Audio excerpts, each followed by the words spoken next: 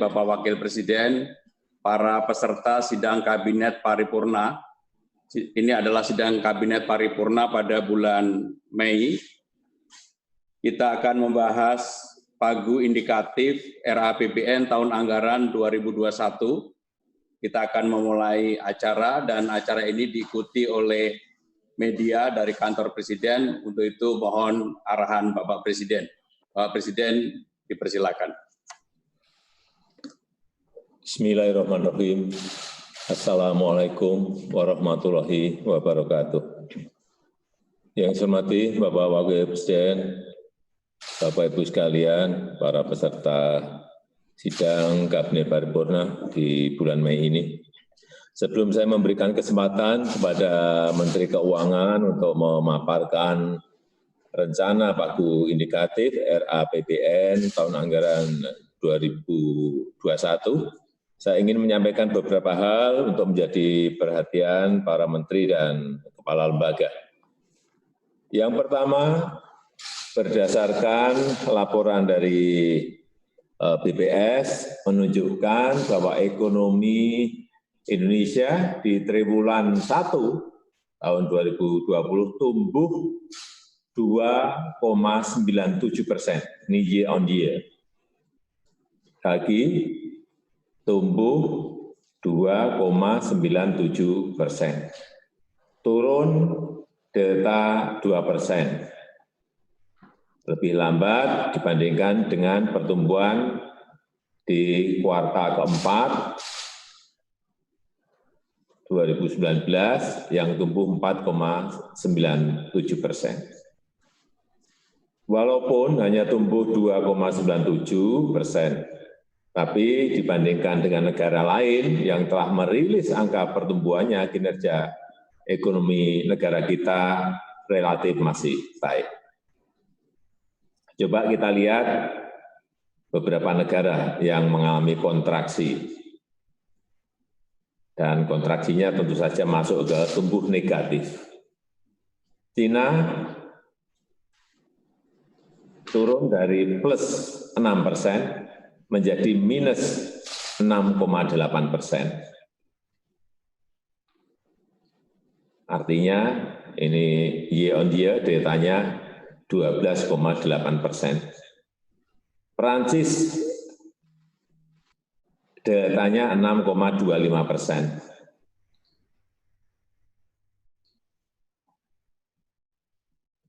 Minus. Hong Kong datanya 5,90%, Spanyol datanya 5,88%, dan Italia datanya 4,95%, tumbuh negatif. Yang kedua, COVID telah memukul perekonomian banyak negara, termasuk negara kita, dan memukulnya pada dua sisi sekaligus, yaitu sisi demand, sisi permintaan, dan sisi supply, sisi penawaran, dan di sisi produksi. Dari sisi supply, sisi penawaran, indeks manufaktur Indonesia, PMI, pada April 2020 juga mengalami kontraksi terdalam bila dibandingkan negara lainnya di ASEAN. Indonesia di level 27,5, lebih rendah dibandingkan Korea. Korea Selatan 41,6, Malaysia 31,3, Vietnam 32,7, Filipina 31,6. Ini hati-hati mengenai indeks manufaktur Indonesia, agar juga dicarikan solusi dan jalan agar kontraksi ini bisa kita perbaiki. Untuk itu saya minta menteri-menteri di bidang ekonomi memperhatikan angka-angka yang tadi saya sampaikan secara detail, mana saja sektor, subsektor yang mengalami kontraksi paling dalam, dilihat secara detail dan dicarikan stimulusnya. Sehingga program stimulus ekonomi betul-betul harus kita buat dan harus tepat sasaran dan bisa mulai merancang skenario recovery pemulihan di setiap sektor atau subsektor. Data yang saya miliki, ada beberapa subsektor yang berkontribusi negatif terhadap pertumbuhan di kuartal 1 2020. Pangan, tanaman pangan, ini minus 0,31. Hati-hati dengan angka ini. Sekali lagi hati-hati dengan angka-angka ini. Tadi pangan minus 0,31. Apalagi beberapa kali sudah saya sampaikan, FAO memperingatkan terjadinya krisis pangan. Artinya apa? Sektor pertanian harus digenjot agar berproduksi, tetapi sekali lagi juga dengan protokol kesehatan yang baik. Angkutan udara minus 0,08. Pertambangan minyak, gas, panas bumi minus 0,08. Industri barang logam komputer minus 0,07. Penyediaan akomodasi minus 0,03. Industri mesin dan perlengkapan minus 0,03. Begitu juga dengan angka dari sisi demand, sisi permintaan. Angka inflasi pada April 2020 tercatat 0,08%. Sangat rendah bila dibandingkan pada periode bulan Ramadan pada tahun-tahun sebelumnya. Dari sisi pengeluaran saya mencatat konsumsi rumah tangga sebesar 2,84% dan pengeluaran pemerintah 3,74% menjadi lokomotif pertumbuhan. Namun tolong dilihat konsumsi untuk LNPRT, lembaga non-profit yang melayani rumah tangga, yang mengalami kontraksi sampai minus 4,91%. Ini betul-betul dilihat secara detail, yang konsumsi lembaga non-profit yang melayani rumah tangga ini dilihat.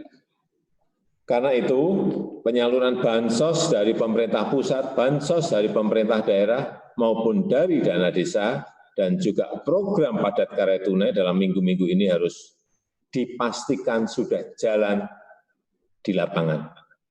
Bansosnya sudah diterima masyarakat, program padat karya juga sudah jalan di lapangan.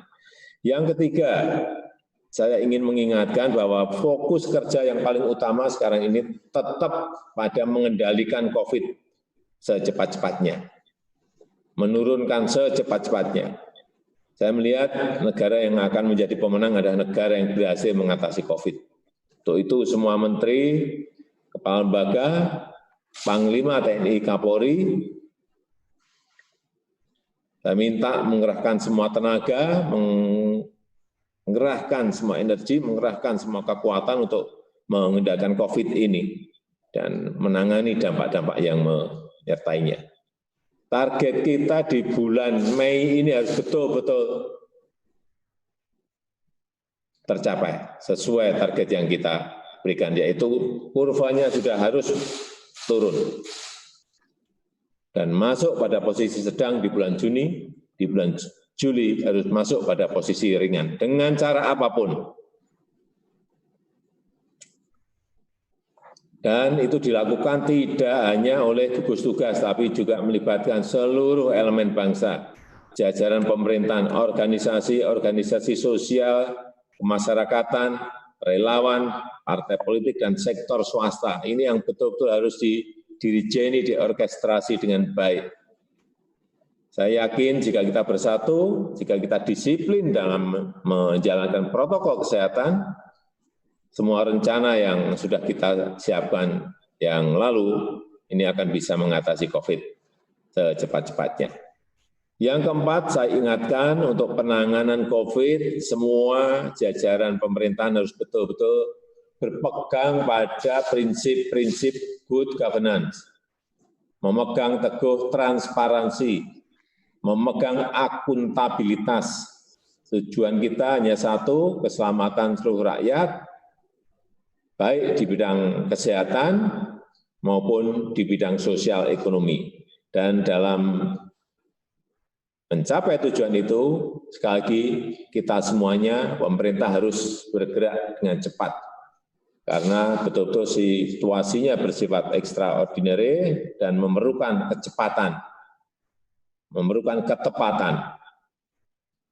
Tetapi dalam menjalankan tugas ini, pemerintah juga, kita semuanya harus juga siap untuk diawasi, siap untuk dikontrol. Bukan hanya oleh lembaga-lembaga negara seperti DPR, BPK, tapi juga oleh seluruh masyarakat. Saya rasa itu yang bisa saya sampaikan sebagai pengantar. Terima kasih Bapak Presiden. Mohon untuk media kita tutup. Bapak Presiden yang kami hormati,